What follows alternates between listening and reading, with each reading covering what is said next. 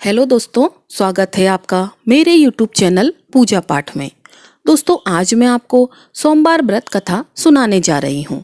सोमवार का व्रत साधारणतया दिन के तीसरे पहर का होता है। व्रत में फलाहार या पारायण का कोई खास नियम नहीं है, किंतु यह आवश्यक है कि दिन रात में केवल एक समय भोजन करें। सोमवार के व्रत में शिवजी पार्वती का पूजन करना चाहिए। सोमवार के व्रत 3 प्रकार के हैं: साधारण, प्रति सोमवार, सौम्य सोमवार और 16 सोमवार विधि। तीनों की एक जैसी है। शिव पूजन के पश्चात कथा सुननी चाहिए। प्रदोष व्रत 16 सोमवार कथा हम आपको अपनी अन्य कथाओं में बताएंगे। तो चलिए करते हैं कथा को शुरू। एक बहुत धनवान साहूकार था, जिसके घर धन आदि किसी प्रकार की कोई कमी नहीं थी, परंतु उसको एक दुख था कि उसके कोई पुत्र नहीं था। वह इसी चिंता में रात दिन रहता था। वह पुत्र की कामना के लिए प्रति सोमवार को शिव जी का व्रत और पूजन किया करता था तथा सायंकाल को शिव मंदिर में जाकर के शिव जी के श्री विग्रह के सामने दीपक जलाया करता था। उसके इस भक्ति भाव को देखकर एक समय श्री पार्वती जी ने शिवजी महाराज से कहा कि महाराज, यह साहूकार आपका अनन्य भक्त है और सदैव आपका व्रत और पूजन बड़ी श्रद्धा से करता है। इसकी मनोकामना पूर्ण करनी चाहिए। शिवजी ने कहा, हे पार्वती, यह संसार कर्म क्षेत्र है। जैसे किसान खेत में जैसा बीज बोता है वैसा ही फल काटता है, उसी तरह इस संसार में जैसा कर्म करते हैं वैसा ही फल भोगते हैं।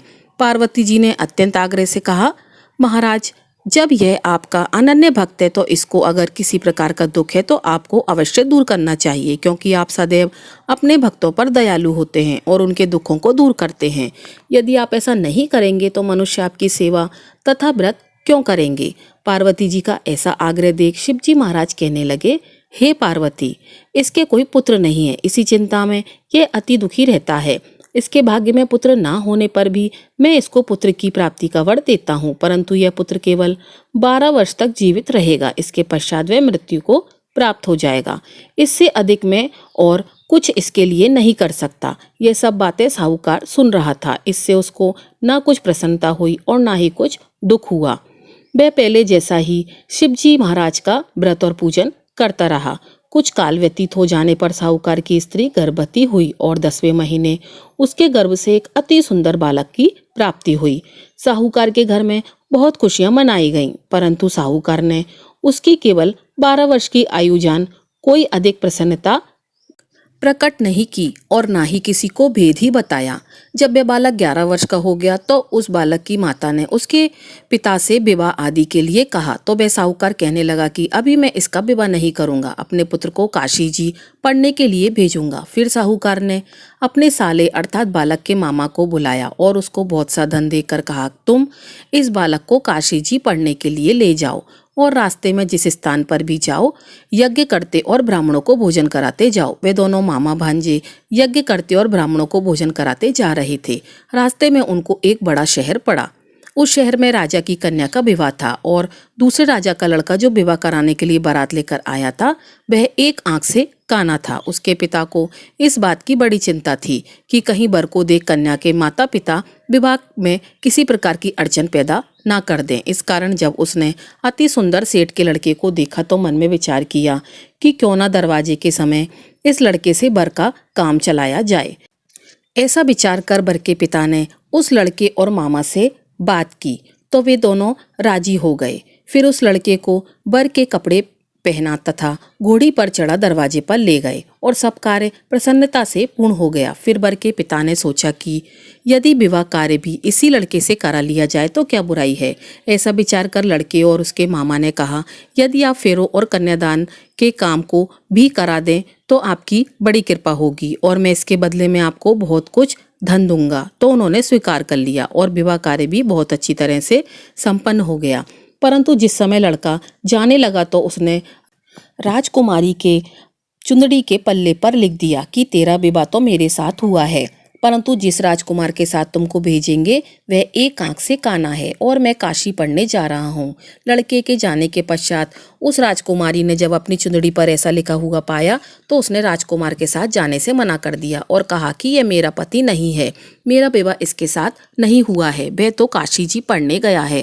राजकुमारी के माता पिता ने अपनी कन्या को विदा नहीं किया और बारात वापस चली गई। उधर सेठ का लड़का और उसका मामा काशी जी पहुंच गए। वहां जाकर उन्होंने यज्ञ करना और लड़के ने पढ़ना शुरू कर दिया। जब लड़के की आयु 12 साल की हो गई, उस दिन उन्होंने यज्ञ रचा रखा था कि लड़के ने अपने मामा से कहा, मामा जी आज मेरी तबीयत कुछ ठीक नहीं है।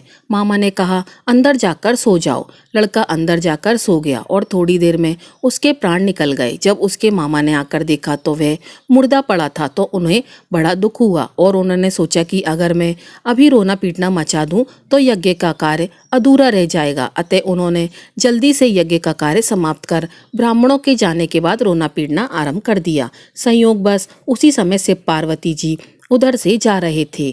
जब उन्होंने जोर जोर से रोने की आवाज़ सुनी तो पार्वती जी कहने लगी, महाराज कोई दुखिया रो रहा है, इसके कष्ट को दूर कीजिए। जब शिव पार्वती जी पास आकर देखा तो वहाँ एक लड़का मुर्दा पड़ा था। पार्वती जी कहने लगी, महाराज यह तो उसी सेठ का लड़का है जो आपके वरदान से हुआ था। शिव जी कहने लगे, हे पार्वती इसकी आयु इतनी ही थी सो यह भोग चुका।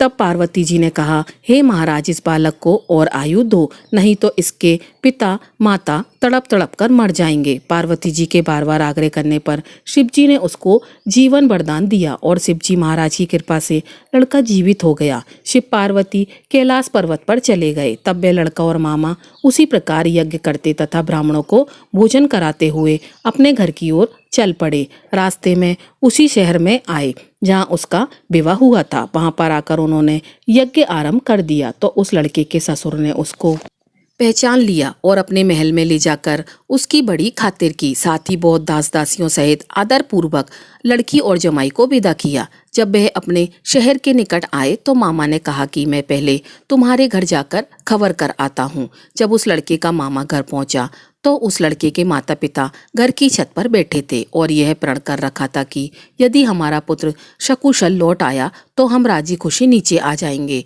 नहीं तो छत से गिरकर अपने प्राण खो देंगे। इतने में उस लड़के के मामा ने आकर यह समाचार दिया कि आपका पुत्र आ गया है, तो उनको विश्वास नहीं हुआ।